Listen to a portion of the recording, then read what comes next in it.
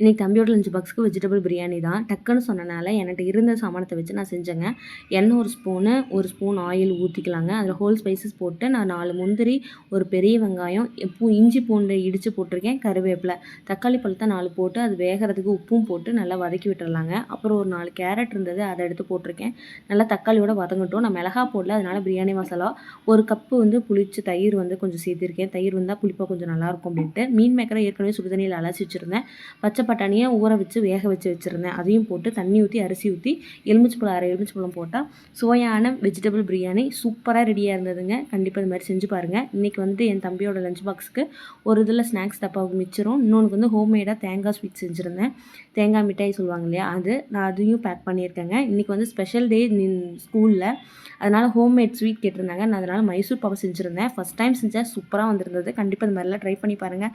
என் channel பிடிச்சிருந்தா follow பண்ணிக்கோங்க. பாய்.